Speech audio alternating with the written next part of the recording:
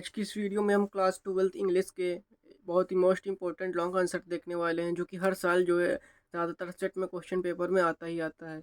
ये हमारा जो क्वेश्चन है, ये प्रोज सेक्शन के जो लास्ट लेसन है, द लास्ट लेसन, उसमें से लिया गया है। बहुत ही मोस्ट इंपॉर्टेंट जो प्रश्न है, इसको हम देखने वाले हैं किस तरीके से हमें इसे पढ़ना है। यहाँ पे मैं बता दूं एक चीज़ आपको कि आप जो भी प्रश्न है उसको मैंने हिंदी पे भी ट्रांसलेट करके लिखा हुआ है, यहाँ पे आप देख सकते हैं। इसका आंसर भी हमने उसके लाइन टू लाइन उसके नीचे या फिर उसके सामने लिख दिया है कि इसमें क्या बातें कही जा रही है। आपको जो है अगर ग्रामर नहीं भी आती है या फिर ग्रामर में आपको थोड़ा दिक्कत होती है, तब भी आप इसको कहानी के तरीके से समझ लेंगे, तब भी आपको यहाँ पे 7 मार्क्स मिलने वाले हैं। चलिए देखते हैं किस तरीके से प्रश्न है और प्रश्न में क्या बातें हो रही हैं। पहला प्रश्न है, why was it so difficult for the teacher to leave his school, यानी अध्यापक के लिए विद्यालय को छोड़ना इतना अधिक कठिन क्यों था। यहाँ पे मैं एक चीज़ बता दूं, अध्यापक, थोड़ा कहानी मैं आपको समझा देता हूँ। यहाँ पे एम हेमल एक टीचर का नाम है। एम हेमल यहाँ पे आप देख सकते हैं, वो एक टीचर है।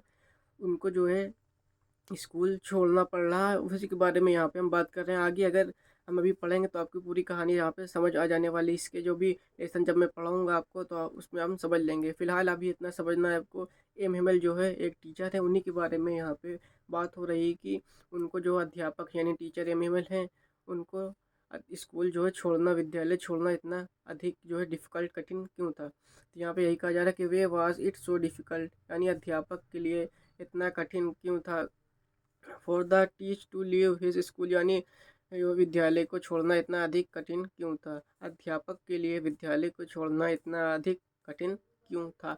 अब यहाँ पे हम आंसर देखेंगे कि आंसर किस तरीके से हमें लिखना है। मैंने आंसर को भी मैंने यहाँ पे ट्रांसलेट कर लिया। आप देखेंगे, M Hamel was a good teacher, यानी एम हेमल एक अच्छे अध्यापक थे। M Hamel was a good teacher. M Hamel यानी टीचर, यहाँ पे जो बताया जा रहा है कि अध्यापक की बात हो रही, वो अध्यापक का नाम एम हेमल है।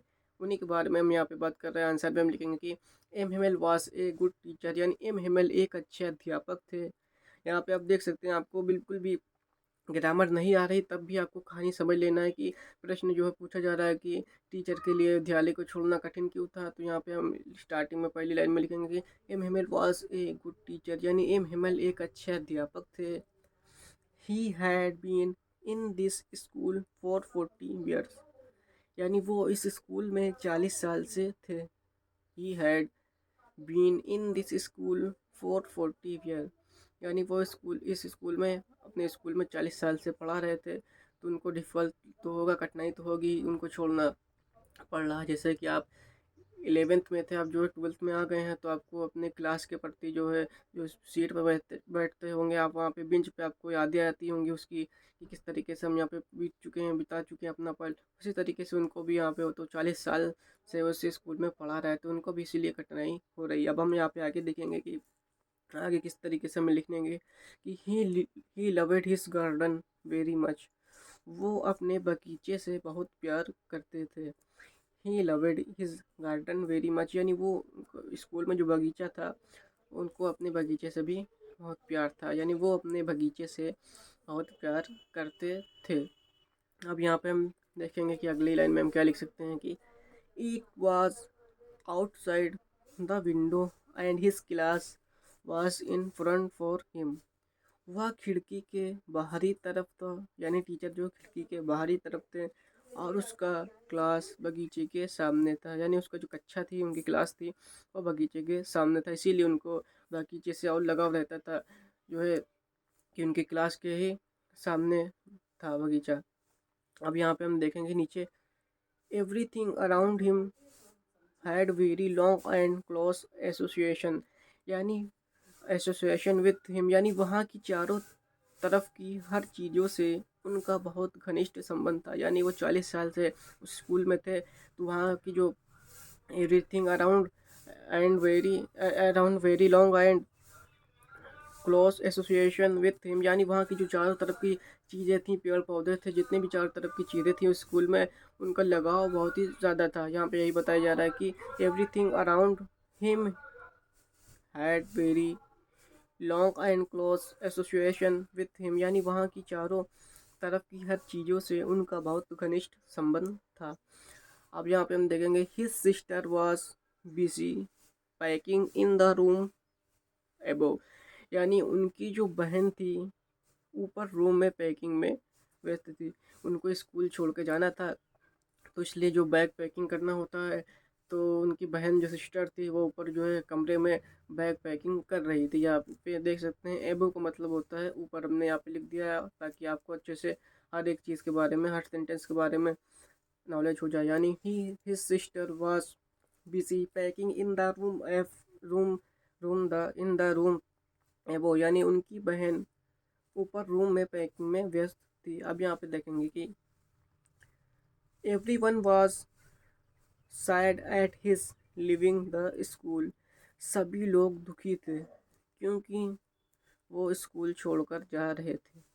सभी लोग दुखी थे, यहाँ वहाँ के जो जितने भी स्टूडेंट थे और जो भी वहाँ के स्कूल में कार्य करता थे, वो सब जो है बहुत दुखी हो गए थे क्योंकि वो 40 साल थे स्कूल में, अब वो स्कूल छोड़कर जा रहे हैं तो दुख तो होगा ही। यहाँ पे वही बताया जा रहा है कि every one was sad at his living the school, यानी सभी लोग दुखी थे क्योंकि वो स्कूल छोड़कर जा रहे थे। अब यहाँ पे देखेंगे नीचे, it was very sad part of his life, वह उनकी जीवन का बहुत दुख भरा पल था। यानी वो पल उनके लिए बहुत ही ज़्यादा दुख भरा था, कठिनाई का समय था क्योंकि 40 साल से वो स्कूल में पढ़ा रहे थे, अब उनको यहाँ से उस स्कूल को छोड़कर जाना पड़ेगा, तो उनके लिए बहुत ही ज़्यादा कठिनाई का जो है समय था, बहुत ही मुश्किल जो है कठिन समय था कह सकते हैं। यहाँ पे वही लिखा है यहाँ पे, इट वॉज वेरी सैड, यानी it was very sad part of his life, वह उनके जीवन का बहुत दुख भरा पल था। अब यहाँ पे हम एक लाइन आउट देख लेंगे, उसके बाद हमारा ये आंसर कंप्लीट होने वाला है। तो हम यहाँ पे लिखेंगे, यहाँ क्वेश्चन से ही लिख सकते हैं यहाँ पे इसको देख के, so it was very difficult for the teacher to leave his school, यानी इसलिए शिक्षक को के लिए अपने स्कूल को छोड़ना बहुत मुश्किल था। It was so it was very difficult for the teacher to leave his school, यानी इसलिए शिक्षक के लिए अपने स्कूल को छोड़ना बहुत मुश्किल था। तो आप देख सकते हैं कितने आसान तरीके से हमने इसको समझ लिया है लाइन टू लाइन। मैंने इसके नीचे जो प्रश्न है उसके नीचे भी मैंने हिंदी में अनुवाद कर दिया, यानी हिंदी में ट्रांसलेट कर दिया। उसके बाद जो आंसर उसका भी मैंने हिंदी में ट्रांसलेट कर दिया। इसी तरीके से लाइन टू लाइन मैंने सारी बातें जितनी भी कही जा रही हैं इस प्रश्न में कहानी तरीके से, उसको मैंने यहाँ पे ट्रांसलेट कर दिया। आप अच्छे से कहानी के तरीके से 1 से 2 बार ये वीडियो देखेंगे तो आपको पूरी जो है कहानी इसके अंदर समझ में आ जाने वाली है। फिलहाल मैं आपको शॉर्ट में बता दूं कि जो MMLA एक टीचर थे, अच्छे टीचर थे, और वो स्कूल में 40 साल से जो है पढ़ा रहे थे। अब उनको स्कूल छोड़कर जाना पड़ रहा था, इसीलिए उनको जो है तकलीफ़ हो रही थी। वहाँ के जो गार्डन था, उनके स्कूल में जो बगीचा होता है उससे भी उनको बहुत ही ज़्यादा अधिक लगाव था, और वहाँ की जितने भी चारों तरफ की चीज़ें थी उनको उससे बहुत ही ज़्यादा लगा हो गया था क्योंकि वो 40 साल से स्कूल में थे। इसी तरीके से उनकी जो सिस्टर थी अब तैयारी में व्यस्त थी कि उनको जो है स्कूल छोड़कर जाना था, तो बैग पैकिंग कर रही थी। उसके बाद वहाँ के जितने कार्यकर्ता थे, स्टूडेंट थे, वो सब जो है दुखी हो गए थे कि उनको स्कूल छोड़कर जा रहे हैं, और उनके लिए भी वो वक्त बहुत ही ज़्यादा कठिनाई का समय था क्योंकि उससे ज़्यादा उनके लिए कठिनाई का समय और कुछ नहीं था उस समय, क्योंकि वो स्कूल छोड़कर जा रहे थे। तो इसीलिए it was very difficult part of, यहाँ पे देख सकते हैं ये लास्ट वाला है, so it was very difficult for the teacher to leave his school, यानी इसलिए उनको बहुत ही ज़्यादा टीचर के लिए, अध्यापक के लिए, बहुत ही ज़्यादा शिक्षक के लिए बहुत ही ज़्यादा कठिन का समय था। तो आप देख सकते हैं कितने आसान तरीके से हमने इसे कहानी के तरीके से समझ लिया। इसी तरीके से हमें जितने भी इसके अंदर शॉर्ट आंसर हैं, लॉन्ग आंसर तो 100% ये वाला पक्का हो गया कि 2024 में एग्जाम में आने वाला है। 7 नंबर आपको यहाँ से मिलने वाले हैं। तो आप देख सकते हैं यहाँ पे कितने आसानी से हमने जो प्रश्न है इसको अच्छे से समझ लिया। इसका जो आंसर है इसको भी हमने अच्छे से हिंदी में कहानी के तरीके से समझ लिया। इसी तरीके से इसके अंदर जितने भी शॉर्ट आंसर है इस लेसन के अंदर, और जितने भी इंग्लिश के लेसन है, मोस्ट इंपॉर्टेंट लेसन तो बहुत सारे हैं, लेकिन जो भी जिसके अंदर से प्रश्न आते हैं लॉन्ग आंसर शॉर्ट आंसर, उसी को मैं यहाँ पे पढ़ाने वाला हूँ। जैसे कि ये था द लास्ट लेसन, इसी तरीके से इसके अंदर जितने भी शॉर्ट आंसर आने वाले उसको भी मैं पढ़ाने वाला हूँ। इसके अंदर जो लॉन्ग आंसर है इस लेसन में ज़्यादातर इसके चांस से आने की, इसीलिए मैंने इसको पढ़ाया है। और जो भी इंग्लिश के अंदर जितने भी टॉपिक मैं सब पर जो है लाइन टू लाइन इसी तरीके से ट्रांसलेट करके वीडियो बना दूंगा। तो आशा करता हूँ कि आपको हमारी ये वीडियो पसंद आई है। अगर वीडियो पसंद आई है तो हमारे चैनल को सब्सक्राइब करें, लाइक करें, कमेंट करें, और जो भी प्रश्न आपको नहीं समझ में आ रहा है कमेंट बॉक्स में कमेंट करेंगे तो मैं उस पर भी एक डिटेल में वीडियो बना दूंगा।